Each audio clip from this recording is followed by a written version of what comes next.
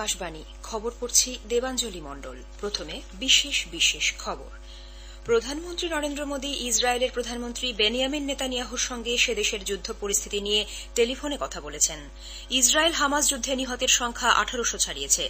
শ্রীলঙ্কা সফররত বিদেশমন্ত্রী ড এস জয়শঙ্কর আজ ইন্ডিয়ান ওশেন রিম অ্যাসোসিয়েশনের মন্ত্রী পরিষদের বৈঠকে যোগ দেবেন।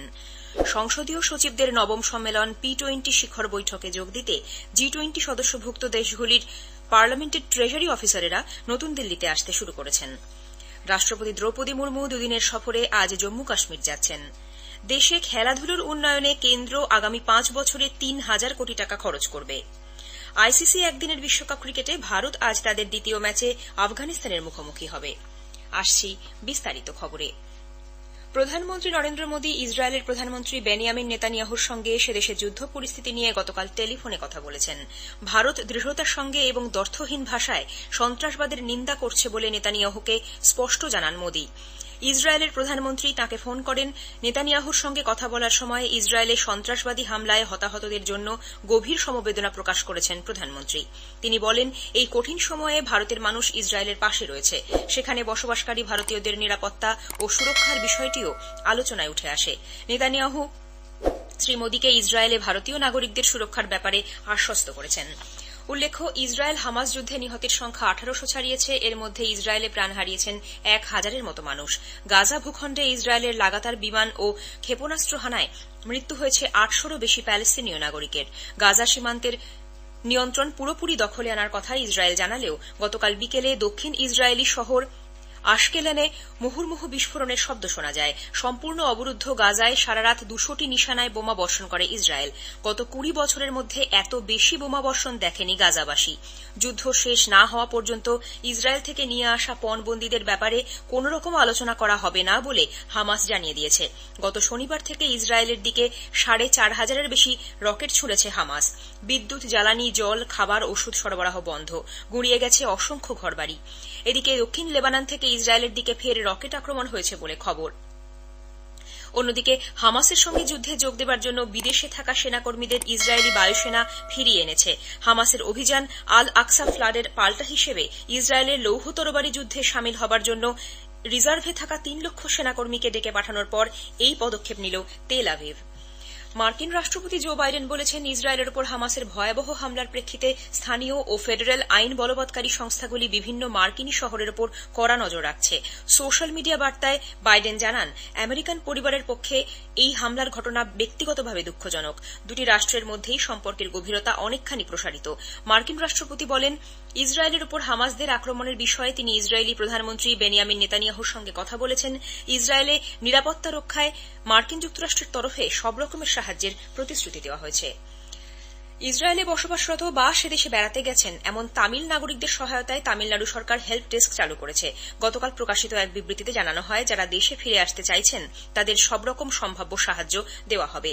তামিলনাড়ু ওভারসিজ ওয়েলফেয়ার ডিপার্টমেন্টের দেওয়া ফোন নম্বরগুলি হল 8760248625, 9940256444 এবং 9600023645।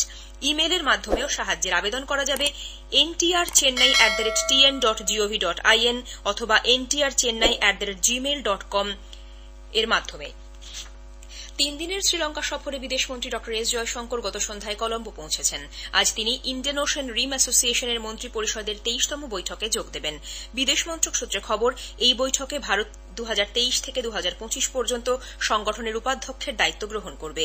সভাপতি হিসেবে ভারত এর দায়িত্বে থাকবে 2025 থেকে 27 পর্যন্ত। মন্ত্রী পরিষদের বৈঠকে ইন্ডিয়ান ওশেন রিম অ্যাসোসিয়েশনের সাম্প্রতিক কাজকর্ম এবং ভবিষ্যৎ সহযোগিতা নিয়ে আলোচনা করা হবে। প্রতিরক্ষা সরঞ্জাম তৈরির ক্ষেত্রে ভারতে একসঙ্গে কাজ করার দারুণ সুযোগ রয়েছে বলে প্রতিরক্ষামন্ত্রী রাজনাথ সিং জানিয়েছেন। ইতালি সফরের দ্বিতীয় দিনে তিনি গতকাল রোমে সেদেশের প্রতিরক্ষা শিল্পে প্রথম সারির বিভিন্ন সংস্থার সিইও ও অন্যান্য কর্তাদের সঙ্গে মিলিত হন। ইতালীয় শিল্পপতিদের ভারতে প্রতিরক্ষা সরঞ্জাম তৈরির ক্ষেত্রে সরবরাহ শৃঙ্খল মজবুত করার আবেদন জানান শ্রী সিং। 24টি ইতালীয় প্রতিরক্ষা কোম্পানির সিইও, প্রেসিডেন্ট, ভাইস প্রেসিডেন্ট এবং অন্যান্য শীর্ষ আধিকারিকেরা রাজনাথ সিং এর সঙ্গে বৈঠকে হাজির ছিলেন। ভারত ও সৌদি আরব নতুন ও পুনর্নবীকরণযোগ্য শক্তি ক্ষেত্রে বিনিয়োগ বাড়ানোর বিষয়ে সহমত প্রকাশ করেছে।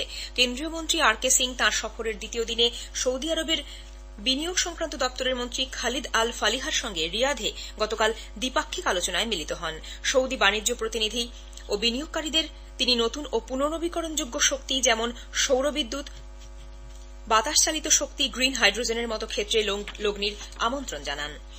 সংসদীয় সচিবদের নবম সম্মেলন P20 শিখর বৈঠকে যোগ দিতে G20 সদস্যভুক্ত বিভিন্ন দেশের পার্লামেন্টের ট্রেজারি অফিসারেরা নতুন দিল্লিতে আসতে শুরু করেছেন। শুক্রবার এই সম্মেলন শুরু হবার কথা। বাংলাদেশ সংসদের অধ্যক্ষ ড শিরিন শারমিন চৌধুরী গতরাতে জাতীয় রাজধানীতে পৌঁছন। অস্ট্রেলিয়া সেনেটের প্রেসিডেন্ট সিউ লাইন্স এবং সেদেশের হাউস অব রিপ্রেজেন্টেটিভের স্পিকার মিল্টন ডিকো আগেই পৌঁছে গেছেন। দুদিনের এই সম্মেলন G20 দেশগুলি ছাড়াও আরও 10টি দেশ এবং আন্তর্জাতিক সংগঠনের প্রতিনিধিরা অংশ নিচ্ছেন। আফ্রিকি দেশগুলির পার্লামেন্টের প্রতিনিধিরা এই প্রথম ভারতে P20 সম্মেলনে যোগ দেবেন। উল্লেখ্য, প্রধানমন্ত্রী নরেন্দ্র মোদী শুক্রবার 13 অক্টোবর এই সম্মেলনের উদ্বোধন করবেন। এই খবর আপনারা শুনছেন আকাশবাণী থেকে। রাষ্ট্রপতি দ্রৌপদী মুর্মু দুদিনের সফরে আজ জম্মু কাশ্মীর যাচ্ছেন। সফরের শুরুতেই তিনি শ্রীনগরে কাশ্মীর বিশ্ববিদ্যালয়ের 20তম সমাবর্তন অনুষ্ঠানে যোগ দেবেন। স্থানীয় আদিবাসী গোষ্ঠী এবং মহিলা পরিচালিত স্বনির্ভর সংস্থাগুলির সদস্যদের সঙ্গেও তিনি রাজভবনে মতবিনিময় করবেন। তাঁর সম্মানে রাজভবনে এক নাগরিক সম্বর্ধনার আয়োজন করা হয়েছে। আগামীকাল শ্রীমতী মুর্মু মাতা বৈষ্ণোদেবীর মন্দির পরিদর্শনে যাবেন। সেখানে তাঁর নতুনভাবে সংস্কার হওয়া পার্বতী ভবন ও স্কাইওয়াকের উদ্বোধন করার কথা। প্রধানমন্ত্রী নরেন্দ্র মোদী আগামীকাল দুদিনের সফরে পাহাড়ি রাজ্য উত্তরাখণ্ডে যাচ্ছেন। সেখানে তাঁর একগুচ্ছ প্রকল্পের সূচনা করার কথা। এই সফরে প্রধানমন্ত্রী জালিংকংয়ে পার্বতী কুণ্ড পরিদর্শন করবেন। সেখানকার এলাকাবাসীদের সঙ্গে আলাপচারিতার পাশাপাশি স্থানীয় লোকশিল্পের একটি প্রদর্শনীও তিনি ঘুরে দেখবেন। শ্রী মোদী আলমোড়ায় যোগেশ্বর ধাম মন্দির পরিদর্শন করবেন। পিথোরাগড়ে তাঁর বহুমুখী উন্নয়ন প্রকল্পের উদ্বোধন করার কথা রয়েছে। অষ্টম ব্রিক্স আন্তর্জাতিক কম্পিটিশন কনফারেন্স আগামীকাল নতুন দিল্লিতে শুরু হচ্ছে। ভারতের কম্পিটিশন কমিশন CCI এর চেয়ারপারসন রভনীত কৌর বলেছেন, এই সম্মেলনের মূল আলোচ্য বিষয় হল প্রতিযোগিতার আইন ও নীতিতে নিত্য নতুন বিষয়, মাত্রা, দৃষ্টিভঙ্গি ও চ্যালেঞ্জ নিয়ে আলোচনা। এক দশক পর ভারতে এই সম্মেলন অনুষ্ঠিত হতে চলেছে। ব্রিক্স গোষ্ঠী এবং এর আওতাভুক্ত নয় এমন দেশগুলির প্রতিযোগিতা বিষয়ক কর্তৃপক্ষ, প্রতিযোগিতা আইন বিশেষজ্ঞ, বেসরকারি উপদেষ্টা এবং অভ্যন্তরীণ আমন্ত্রিত 600 জনেরও বেশি প্রতিনিধি এই সম্মেলনে অংশ নেবেন। ব্রিক্স প্রতিযোগিতা কর্তৃপক্ষের প্রধানরা আগামী শুক্রবার সমাপনী অনুষ্ঠানে ভাষণ দেবেন এবং একটি যৌথ বিবৃতিতে স্বাক্ষর করবেন। কেন্দ্রীয় আয়ুষ মন্ত্রী সর্বানন্দ সোনোয়াল বলেছেন, আগামী মাসের 10 তারিখে অষ্টম আয়ুর্বেদ দিবস উদযাপিত হবে। নতুন দিল্লিতে সাংবাদিকদের সঙ্গে কথাবার্তায় গতকাল তিনি বলেন, আয়ুর্বেদ দিবসের মূল অনুষ্ঠানটি হবে হরিয়ানার পঞ্চকুলায়। এবছর আয়ুর্বেদ দিবসের থিম হল এক স্বাস্থ্য। দেশে খেলাধুলার উন্নয়নে কেন্দ্র আগামী 5 বছরে 3000 কোটি টাকা খরচ করবে। নতুন দিল্লিতে গতকাল হ্যাংঝাউ এশিয়ান গেমসে অংশগ্রহণকারী ভারতীয় অ্যাথলিটদের সঙ্গে আলাপচারিতায় প্রধানমন্ত্রী নরেন্দ্র মোদী বলেন, দেশের প্রতিটি কোণায় আধুনিক ক্রীড়া পরিকাঠামো গড়ে তোলা হচ্ছে। অর্থের অভাব খেলোয়াড়দের এগিয়ে যাওয়ার পথে কখনোই অন্তরায় হবে না। इस समय 3000 से ज्यादा प्रतिभाशाली एथलीट्स को खेलो इंडिया स्कीम के जरिए उनकी ट्रेनिंग चल रही है। उनकी कोचिंग, मेडिकल, डाइट, ट्रेनिंग के लिए सरकार हर खिलाड़ी को हर साल 6 लाख रुपए से ज्यादा की स्कॉलरशिप भी दे रही है। इस योजना के तहत अब करीब 2500 करोड़ रुपए की मदद सीधी एथलीट्स को दी जा रही है। और मैं आपको विश्वास दिलाता हूं, आपकी कोशिशों के लिए पैसों की कमी कभी बाधा नहीं बनेगी। আইসিসি একদিনের বিশ্বকাপ ক্রিকেটে ভারত আজ তাদের দ্বিতীয় ম্যাচে আফগানিস্তানের মুখোমুখি হবে। দিল্লির অরুণ জেটলি স্টেডিয়ামে খেলা শুরু হবে দুপুর 2টায়। চেন্নাইতে প্রথম ম্যাচে অস্ট্রেলিয়ার বিরুদ্ধে বড় ব্যবধানে জয় পেয়ে বাড়তি মনোবল নিয়ে ভারত মাঠে নামবে। ডেঙ্গুতে আক্রান্ত হওয়ায় ওপেনিং ব্যাটার শুভমান গিল আজও খেলতে পারবেন না। এদিকে হায়দ্রাবাদের রাজীব গান্ধী আন্তর্জাতিক স্টেডিয়ামে গতকালের ম্যাচে পাকিস্তান শ্রীলঙ্কাকে 6 উইকেটে হারিয়ে দিয়েছে। ধরমশালায় অপর ম্যাচে ইংল্যান্ড বাংলাদেশকে 137 রানে পরাজিত করে। ইসরায়েলের সঙ্গে যুদ্ধ চলায় প্যালেস্তাইন আসন্ন মার্ডেকা কাপ ফুটবল টুর্নামেন্ট খেলতে না আসার সিদ্ধান্ত নিয়েছে। ফলে এই টুর্নামেন্টে আয়োজক মালয়েশিয়া, ভারত ও তাজিকিস্তান অংশ নেবে। ভারত প্রথম ম্যাচে মালয়েশিয়ার মুখোমুখি হবে। শেষ করার আগে খবরের বিশেষ কিছু অংশ আরও একবার। প্রধানমন্ত্রী নরেন্দ্র মোদী ইসরায়েলের প্রধানমন্ত্রী বেনিয়ামিন নেতানিয়াহুর সঙ্গে সেদেশের যুদ্ধ পরিস্থিতি নিয়ে টেলিফোনে কথা বলেছেন।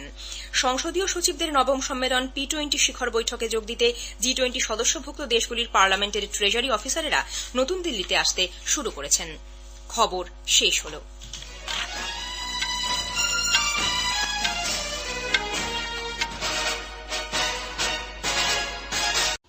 আজকের এই ভিডিওটিকে যদি আপনাদের ভালো লেগে থাকে তাহলে অবশ্যই ভিডিওটিকে লাইক করুন, শেয়ার করুন এবং চ্যানেলটিকে সাবস্ক্রাইব করুন যাতে পরবর্তীকালে নিয়মিতভাবে এই খবরগুলি আপনাদের কাছে পৌঁছতে পারে।